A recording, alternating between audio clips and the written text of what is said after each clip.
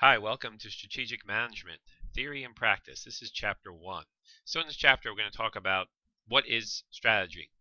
And we're going to talk about intended strategies, realized strategies, um, what managers bring to help formulate and implement successful strategies, how that relates to the corporate governance of a business, the strategic decisions that the businesses have to think about, and how that is going to impact globally now that economies are so closely tied together. So the first thing a company should really do in their strategy is have a mission, which basically is saying, what is the company there for? Why does the company exist? So the mission is really giving up, identifying what it is the organization's there for. How it's going to create value, and what really is the business there to do. So the mission is the most important thing, is really to figure out, what does your company stand for? What are they trying to do? And the mission statement is something very, it takes a lot of time to think about and put together correctly.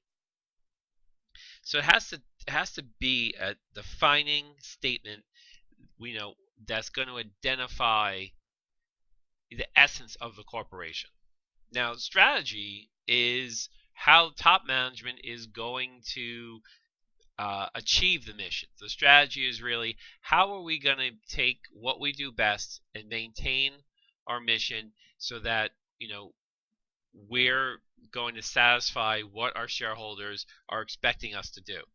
Besides maximizing shareholders' wealth, which is number one thing to think about with strategy, the other part of it is really, how are we going to really be true to our mission statement?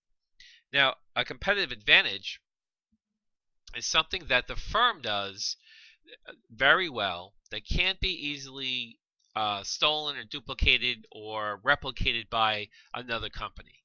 So part of the strategy of the mission should be maintaining this competitive advantage and sustaining this advantage over time to make them valuable. So if a company isn't valuable, they're not going to last long.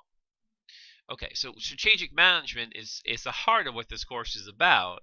So what we're trying to do in strategic management is really think about what process the top managers are going to use to achieve their goals. So there has to be a strategy that's going to help organize and formalize the management's decisions, whereby they put together a plan that's going to satisfy the mission statement. And they're going to implement this plan of their strategy to make sure the company survives and thrives. So just like a strategy you would have for anything, you really need, management will sit back and think, okay, what are we trying to do? How are we going to get there? What are some choices that we have to achieve it? What's the smartest way of going about it? So strategy is sort of a pre-planned ideas of what the company is going to do to maintain its business environment. So if we talk about the strategic process a little bit, we have 5 areas of the strategic management process. So the first one, the external analysis, is just what you think it is. You'd have to analyze the opportunities and threats that exist in the organization's external environment, including the industry they're in, anything outside of the company's walls that they have to deal with. So there needs to be an analysis of these external forces, which we'll be talking about in chapters 2 through 4. Now, the internal analysis is really looking at the strengths and weaknesses of the internal environment of the company. Considering ethics, corporate social responsibility, and this is something we'll be talking more about in chapter 5. Now, strategic formulation is just what it sounds like. You're formulating strategies that are going to build and sustain competitive advantages by matching the organization's strengths and weaknesses in a way that is going to provide some opportunities and also identify some threats. And we'll talk more about that in chapters 6 through 9. Strategic implementation is really just taking the strategies, developing them, and putting them live. And that's chapters 10 and 11. And then strategic control, measuring success, making corrections, course corrections when the strategies are not producing the desired outcomes, and reassessing the whole strategic plan. And that's going to be chapter 12. So those are the 12 chapters that we're going to be going over to really build a foundation of strategic management. Now, some of the concepts of strategy, we could talk about this efficient market hypothesis, something that's talked about a lot in the stock market. But the idea is that all individuals or firms in a market earn the same returns in the long runs. So we know that that's sort of like in the stock market, we feel that stocks are efficiently priced. So anytime you buy a stock, it's the correct price it should have. And we know that this really isn't completely true. And if it was, what's the point of any strategy if everybody is sort of like living in a state where all companies are designated to get this much return no matter what you do? So we know that's not true. So there is no really efficient market. The market is dynamic in a way that companies can really become the leader and become the strategic powerhouse based on the decisions management makes. And you'll see that in the simulation we're running with this class. When you're running the simulation, you'll see that every team has a chance to make the same return, but based on the decisions you make, some teams will pull ahead when some other teams will lag behind. Now, subjective value, when we think of this subjective value,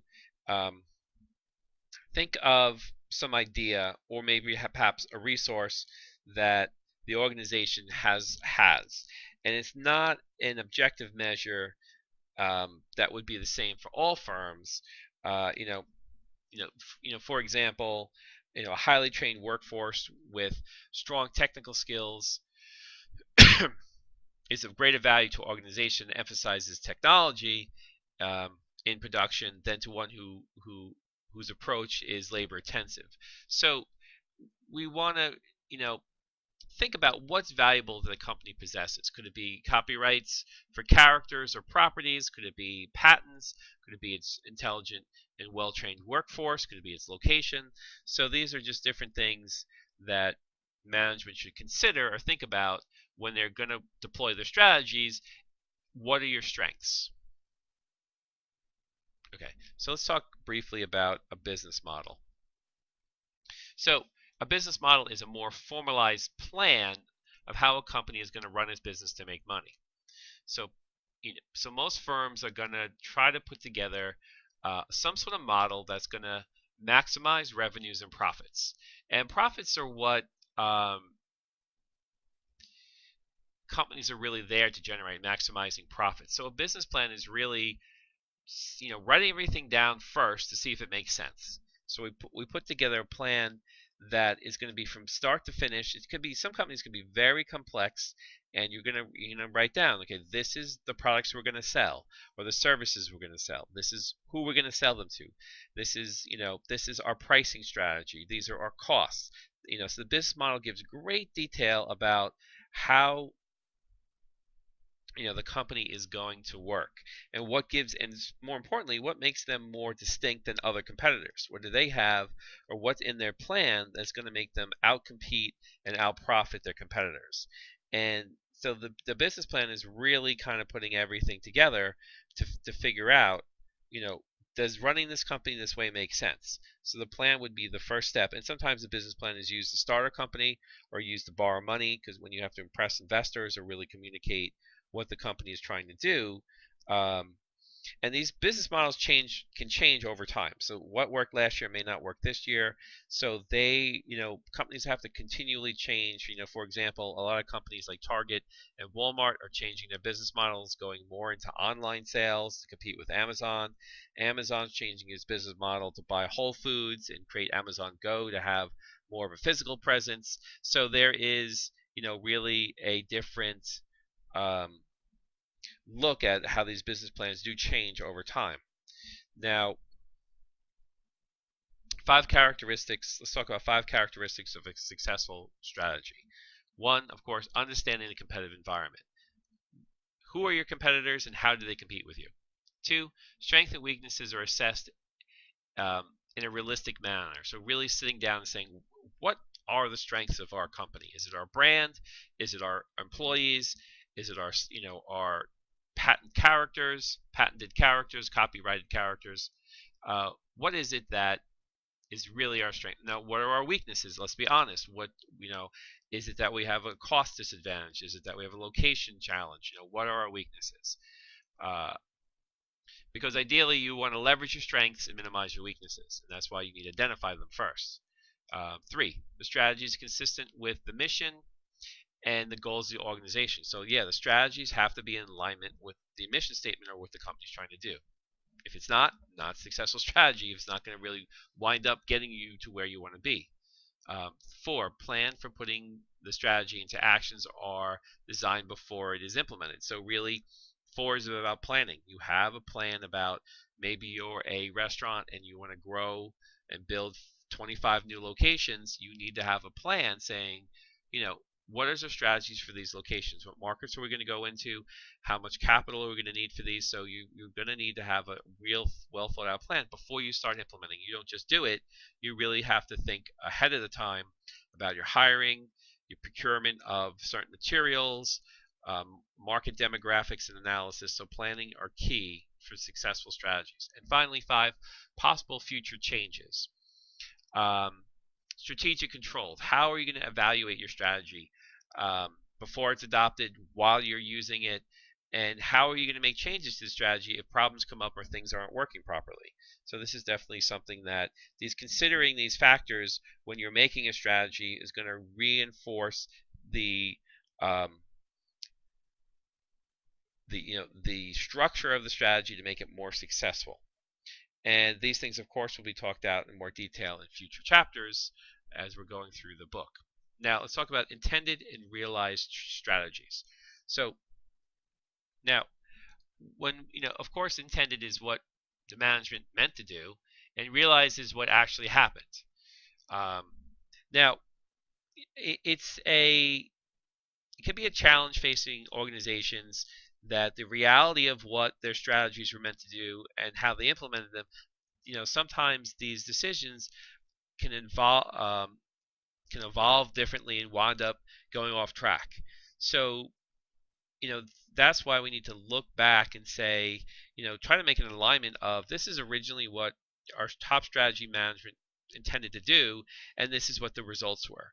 So if the results are not going to be, the realized strategy is not going to be close to what was intended, then management has to go back and figure out how to get back on course. So they usually are going to differ by a certain amount. So modifications in the business environment, in competition, can make the realized intended be different, because maybe you intended to have a 20% sales growth, but you only had 10% sales growth. Why was that?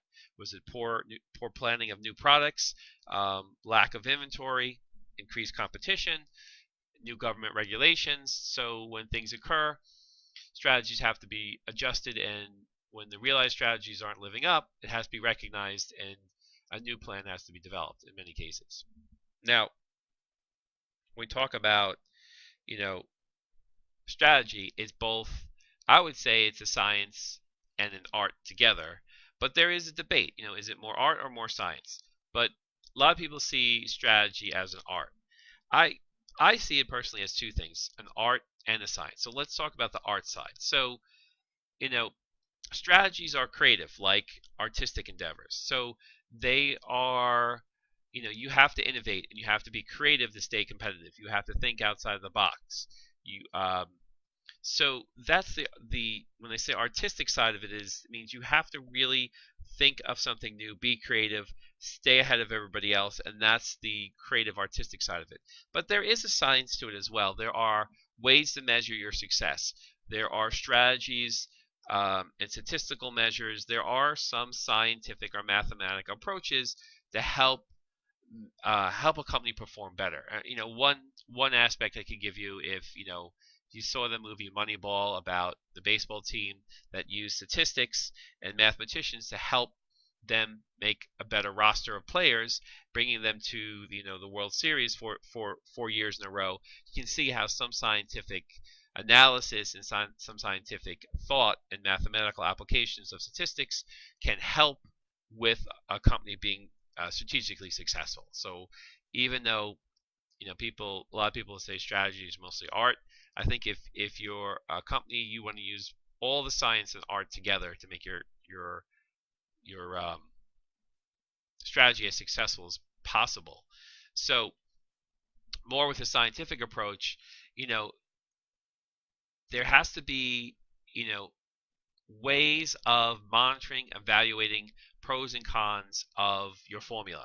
So this textbook is going to lean a little bit more towards the scientific approach, but that artistic approach is always there, because if you look at someone like Steve Jobs, he was very artistic in his approach to his strategy, and he treated the company more like an artistic expression of the products, and he felt that was the way to have a most successful strategy, and it worked for him. But there's been other managers that focus more on science, and that was been successful for them. So I think the most strategically successful manager is someone who can incorporate both of them to their strengths, the strengths of the art side and the strengths of the scientific side, to make a company's strategy successful.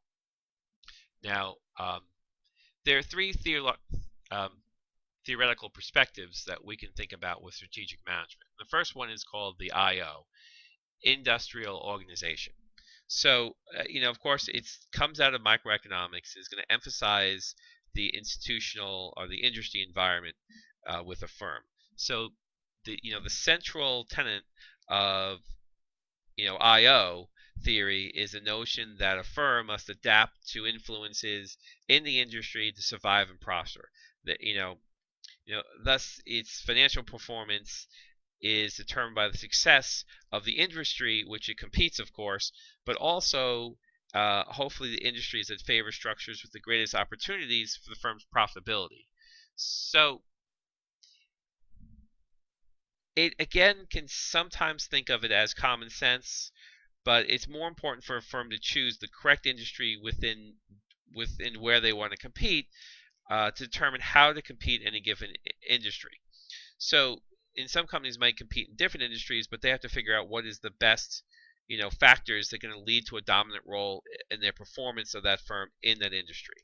So the industrial organization is going to assume that an organization's performance and its survival is going to depend on adapting to the industry forces, over many of which they don't have a lot of how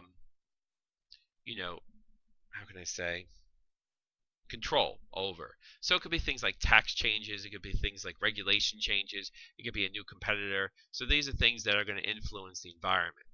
Now, we can also talk about the resource-based theory, which this is a function of the firm's ability to utilize its resources to develop some sort of distinctive competence. So what does the company have that it could, make a distinctive competence? So what is a distinctive competence?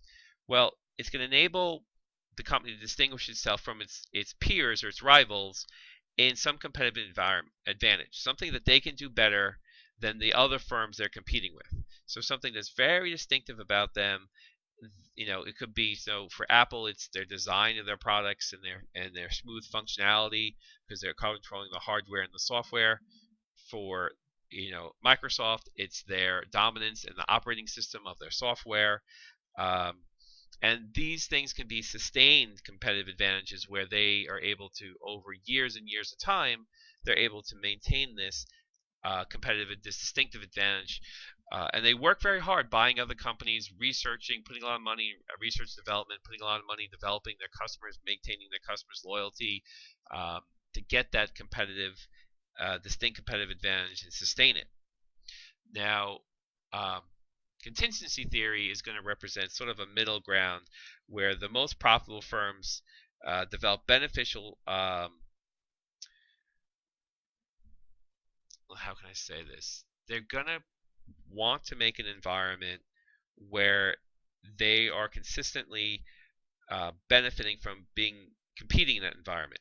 They're being consistently successful, achieving their mission in their competitive environment, utilizing the resources they have. So the contingency theory represents a middle ground perspective that views organizational performance as the joint outcome of environmental forces and strategic actions. So a firm can become proactive by choosing to operate in this environment where the opportunities and threats match the firm's strengths and weaknesses. So it's sort of really just being in the right position and positioning yourself, your company, to succeed with what it has. And there are times where, you can think of contingency of, a contingency plan. If this industry is going to be unprofitable, we need to exit it, develop new product, and move into a new industry. Be a little bit more future thinking in your strategic planning. So if we were to put this in some sort of table, we'll call this table 1-2, that 1-2, you have the theoretical perspective, primary influence on the firm's performance, how to apply to case analysis. The IO theory, structure of the industry, industry analysis, proportions of the external environment. Resource-based theory, firm's unique combination of strategic resources, analysis of internal strengths and weaknesses, and the contingency theory, which I just explained, is more of a SWOT analysis, where we're trying to match up our strengths and weaknesses to do the best we can inside of our industry. Okay, so let's talk a little bit about corporate governance. What is corporate governance? Well, basically, the way a public company works is that, a large public company is going to have shareholders who will elect a board of directors, and you may have some rather large shareholders like institutional investors, retirement funds, mutual funds, pensions, banks, insurance companies, that are going to be a large stakeholder. And they could be also known as a block holder who's going to really be on top of the firm's strategies. In some cases, you might have, some corporate raiders like Carl Icahn come in, buy up a lot of the company, and demand certain changes from the board of directors. So this corporate governance is really how the company is going to be run. So it's sort of a formalized process of how the company is going to appoint the directors and the VPs of the company, how they're going to bring, what is the process they're going to use to bring knowledge, to bring, this is corporate here, to bring the skills and resources and opportunities needed for the company to be successful. So you think of governance like a government, and a government has structure and there's a process by which a government operates. Think of corporate governance as the same thing for a company, how a company is going to operate, the process they're going to use, what the company is going to be concerned about, and how they're going to make their decisions. Oops. All right. Sorry about that. Jumped ahead a little bit. Okay, so the board of directors. Let's talk about that for a minute. So, how does the board of directors get developed? The shareholders who own the stock vote for the board of directors, and they're going to represent them. And the board of directors are going to set up and hire and evaluate the top management. They're going to also evaluate the strategic proposals of the company. They're going to establish, guidelines or directions for the company, and they're going to determine compensation for the executives that they've hired in a way that hopefully motivates their performance. So the board of directors are really representing the shareholders to make sure the company is going to be run in a way that's going to achieve its mission statement and also be profitable through the agents they're going to hire to manage the company and run the company. Now, sometimes boards do a better job of this. Sometimes there's conflicts of interest. So there are criticisms that boards sometimes don't have the power they should. That one person may control many of the board members and they rubber stamp things. So some boards, board members, it depends on the particular company. Some companies have very interactive, contributing board members, and some companies just have really a power play where one or two people are controlling the board. So, hopefully the corporate governance of a company will ensure the board is more fair and efficient and runs the company well, and you don't want a situation where But if someone does have the majority of shares of stock, they can elect. They have the power to elect all the board members and have the power to really control the company. So that's sort of a weakness. If you have one person who owns the majority of the share, there's really not going to be that much of a collaborative process in setting the board up. Now, there were some problems in the early 2000s that led to the passing of the Sarbanes-Oxley Act. And this is going to require, basically companies did bad things. They falsified revenues, they made bad choices, they did what was best for them in the short term, and because this translated into companies really affecting the share price of their stock dramatically, some companies going bankrupt, some companies losing a lot of shares, stock price of their shares. This Sarbanes-Oxley Act was developed to kind of make companies more responsible for what they've been doing. So it's going to require more independent directors on the board to make more disclosure of their internal controls, their ethics controls, how they do their audits, the audit committees, the people who are auditing the company, their financial connections, how their financial reports are put together. They're going to require the CEO and the CFO to certify these financial reports personally and be responsible for them. They're going to put restrictions on members of the firm's audit committee as far as their connections or influences or business dealings. They're going to prohibit firms from extending personal loans to board members and making things complicated. So the idea is that CFOs and CEOs did tricky things that took advantage of shareholders. So this Sarbanes-Oxley is going to hopefully prevent this from happening, or at least minimize it. So this new code of regulations, and a lot of them are pointed at banks, as well as many other companies, but banking is a big part of it. So they made changes that hopefully result in a more independent and a more company-oriented board that's going to deliver better records, better accountability throughout the companies, all the agents of the companies, to make shareholders' investments a little bit more safe and more transparent as to what the board is doing and what their influences are. So and shareholders, this is to protect really shareholders and stockholders, that no shenanigans are going on and no, all these side deals and corruption isn't happening. So the Sarbanes-Oxley Act was meant to reduce the amount of corruption inside of companies that affect, basically steal money from the shareholders. Now let's talk about four characteristics of strategic decisions. So one,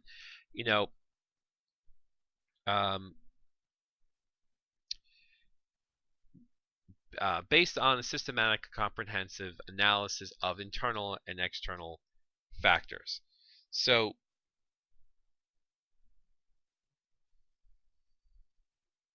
this really just means let's look at all the internal, external things that we should be aware of and doing a complete, analysis of how this is going to affect the firm. So that makes sense in strategic decisions. Two, long-term and future-oriented decision making. So when we're going to make a strategy, it should not just be what's going to benefit the company in short term, but we want to establish ideas and things that are going to be beneficial in the long term. That's going to be paying dividends to the company year after year, not just a short-term gain. It should seek capital on favorable situations outside of the organization, meaning that if there's an advantage that the company can get involved in that's going to lead to a better positioning or placement or competitive advantage for the company, they should capitalize on it. So they may want to buy another company. There may be a new market to move into. Strategic decisions do look out for these potential opportunities. Involve choices and trade-offs. So if a good strategic plan has to realize that if we make this decision, this is a choice that means that we'll be able to compete in this market, but the trade-off is that we're not going to be able to service this market anymore, or we're going to have to put our resources in this particular idea or product or innovation, and it's going to drain resources from this current opportunity. So that has to be analyzed. Of course, the top management and teams are going to be making these decisions and these strategic plans. So no one's really alone in this endeavor. It's really a top management wide. If companies do it right, they look for a lot of inputs from a lot of top managers to kind of get the best strategic decisions plan in place to make the company as profitable as possible. So, just to kind of let's just talk about these strategic decisions. So when a company is going to think about making a strategic decision, how is it going to, you got to really focus, how is it going to impact the firm? Hopefully it's going to impact the firm in a way that is going to be beneficial for all parties involved: shareholders, stakeholders, owners, managers, employees. The decisions, when we talk long term, just like in the simulation we're going to run for this class, when you buy operational investments, you want to buy them even in year 6, when that's the last year we're running the simulation. You still want to buy them because the company is going to keep running. So you want to make these decisions that are going to benefit the company for the long term, not just a short-term personal gain. Now, there are so many opportunities out there for a lot of firms. They have to pick the opportunities that are going to fit best with the company, that's going to really help to leverage the strengths that they have and minimize their weaknesses. And because there's so many different areas that companies can go into and compete, this it's such a changing world where things that were working in the past are no longer going to work anymore, that organizations are really going to have to make decisions that are going to take a fresh look on how they're going to innovate or stay ahead of market disruptions that could really disrupt their businesses, to keep them. No one wants to be the Blockbuster. Everybody wants to be the Netflix. So the right strategic plans can get you there. The wrong strategic plans can end up in bankruptcy. That's why they're so critical. Now, globally, we have a huge world out there. So there is this imperative that firms have to think globally. Even firms that are very small, maybe it's a restaurant that has only 20 locations in the United States, they still should be thinking about opening up locations globally. So what is the competitive advantage that you might have to help your brand do well globally? A lot of times, Apple is really smart how they moved out globally. They first put a lot of money into product placement in movies and TV shows that have a far reach outside of the country. So if you ever wondered why you're watching a lot of movies and TV shows and you hear that iPhone ringtone all the time and everybody's using iPhones or having MacBooks, Apple is paying for that because people will see those products in other countries and want to buy Apple. And Apple was very strong in the United States, weak internationally, but some of leveraging their competitive advantage of make their products are cool and movie people are using their products. That's a good way of globally getting your brand out there. So there's also things like the global awareness of where to manufacture products, the supply chain management. What's the cheapest way, most cost-effective way of getting high quality and low prices that you may not be able to get locally?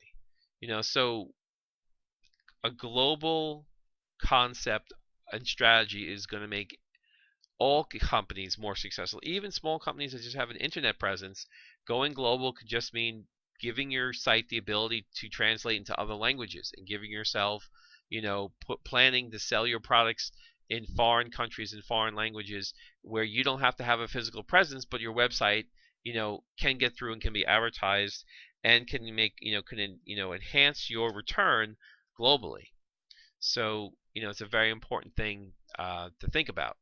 Okay, so that's the first chapter. The first chapter is a little light. It's just an introduction to what strategic management is, and talking about how complex strategy is today and the challenges companies have to face. It's just really a preemptive sort of overview of a lot of what we're going to talk about in the rest of this textbook. So give it a read over, think about it, and try to put yourself in that mind frame that we're going to go over the next 11 chapters of this book to really fill in a lot of the voids or gaps that this chapter 1 may have started slightly scratched the surface on talking about. The other chapters will really fill in the content and the details of what this course is going to be about. Okay, thank you for your time and take care.